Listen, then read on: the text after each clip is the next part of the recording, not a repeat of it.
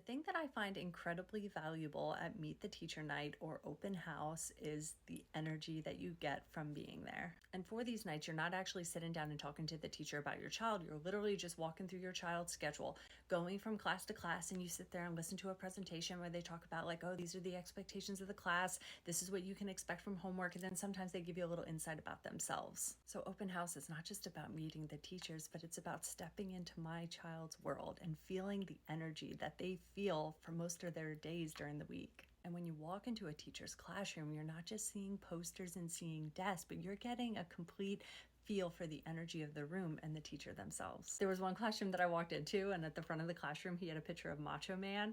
And then as I started looking around, I saw like a little plush Yoda hanging over here, and he had Star Wars stickers on his desk, and then a big like Darth Vader poster of a puzzle picture on his wall. And I'm like, oh, this guy likes Star Wars. And that in itself gives me an energy for the type of person that he's probably going to be. Being there actually lets me feel the way that their teachers talk. You're going to be doing math, and then for a change, a little more math. Buenas noches. I get to experience their tone. I get to experience their demeanor. All right, Isaiah decides he's going to jump me from behind and grab me in the chokehold. So I'm like, okay, great. And that's something that my kids can't always describe to me when they come home, but I have an experience to draw from myself. And it's not just about the classrooms, but my son even came home and said, oh my gosh, Mom, it takes me so long to walk from one class to another. And sometimes I'm late. And I'm late to class. I actually got to go through his entire schedule and walk from each class and see how long it took me. My son warned me. He was like, Mom, now you get to know how I feel. I'm going to go all the way to one end, all the way to the other. See which route I had to go, which staircase I had to take. And that in itself allowed me to walk in his shoes and gain that perspective.